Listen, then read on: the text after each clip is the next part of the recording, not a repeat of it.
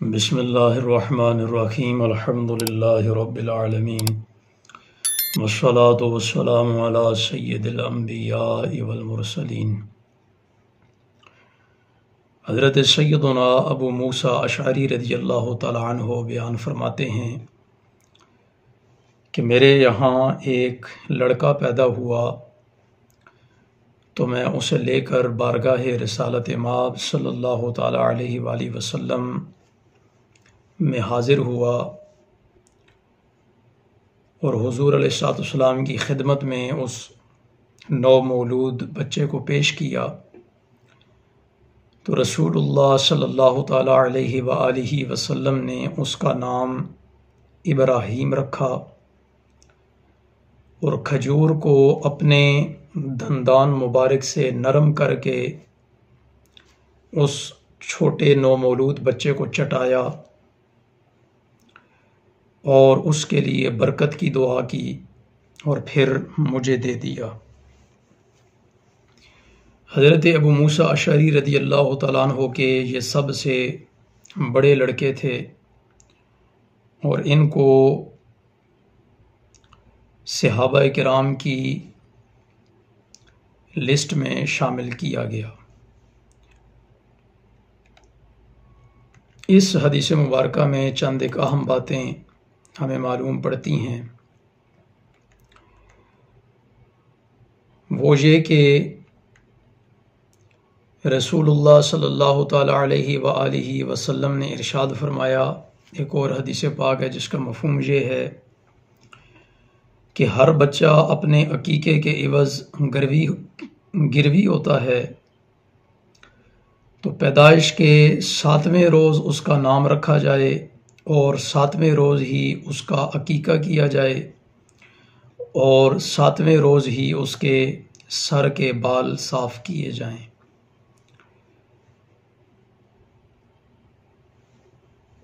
تو جو اس سے پہلے ہم نے حدیث پاک پڑھی اس میں نو مولود بچے کی پیدائش کے دن ہی اس کا نام رکھنے اور اسے گھٹی دینے کا ذکر ہے۔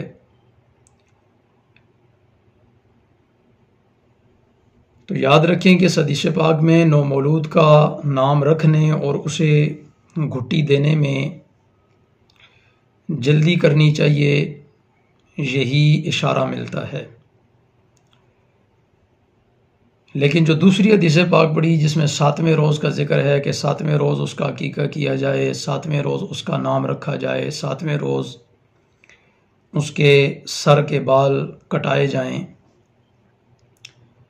تو ان دونوں احادیث میں محدثین کرام نے اس انداز میں تطبیق کی ہے کہ اگر عقیقہ کرنے کا پروگرام ہو، آپ کے ہاں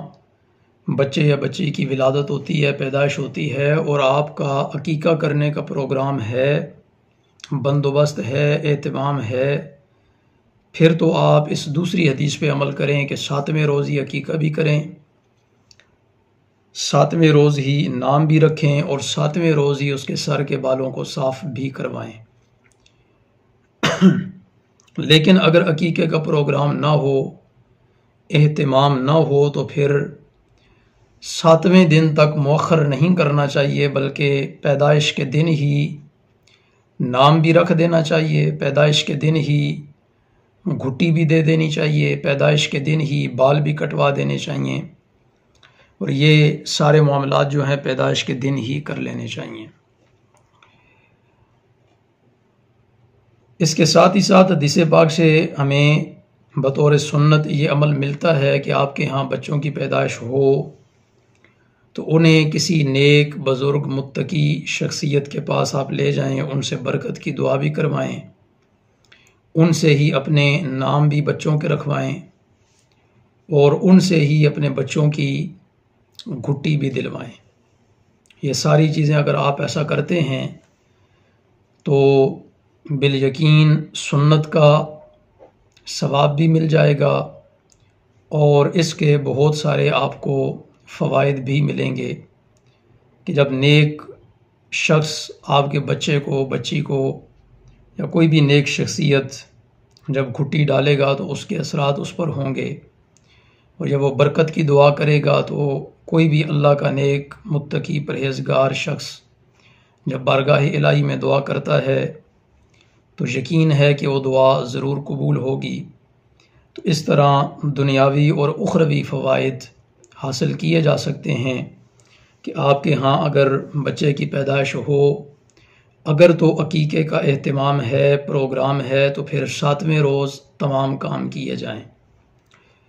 کہ سر کے بال بھی 7ویں روز صاف کروائے جائیں، عقیقہ بھی 7ویں روز کروایا جائے، نام بھی 7ویں روز رکھا جائے، وغیرہ وغیرہ۔ اور پھر ناموں کے حوالے سے ایک اور حدیث پاک موجود ہے کہ جس میں ذکر ہے کہ اچھے نام رکھنے چاہیے، کیونکہ انہی ناموں کے ساتھ قیامت کے دن پکارا جائے گا۔ اور اللہ رب العزت کے پسندیدہ ناموں میں سے عبداللہ اور عبد الرحمن یہ نام ہیں۔ اور پھر بہت سارے ایسے نام بھی ہیں جو رسول اللہ صلی اللہ تعالیٰ علیہ وآلہ وسلم نے صحابہ کرام کے بچوں کے رکھے، جن میں حمزہ، ابراہیم اور دیگر نام بھی ہیں۔ لیکن بچوں کے نام رکھنے کے حوالے سے ہم لوگ بڑی تاخیر کا شکار رہتے ہیں۔ بچے کی پیدائش کے بعد ننہال ددہال میں ایک جنگ کا شمع ہوتا ہے کہ نام کون رکھے گا یا کس کی طرف سے رکھا جائے گا، اور پھر اس پر کئی دنوں تک، بلکہ کئی مرتبہ تو کچھ ماہ گزر جاتے ہیں اور بچے کا نام ہی منتخب نہیں ہو رہا ہوتا کہ کوئی بھی اچھا نام بچے کا، خصوصاً انبیاء کرام کے ناموں پر، اس کے بعد صحابہ کرام، آل بیت اطہار کے ناموں میں سے کسی نام پر آپ اپنے بچے کا نام رکھیں، کسی بزرگ شخصیت سے اپنے بچے کے لیے برکت کی دعا کروائیں، اس کے لیے گھٹی کا اہتمام کریں۔ دعا ہے کہ اللہ رب العزت جن کے ہاں اولادیں نہیں ہیں ان کو اولادیں عطا فرمائے، صالح اولادیں عطا فرمائے، اور جن کے ہاں اولادیں ہیں انہیں سنت کے مطابق ان تمام تر طریقوں پہ عمل کرنے کی اللہ رب العزت توفیق عطا فرمائے۔ وآخر دعوانا الحمد للہ رب العالمین۔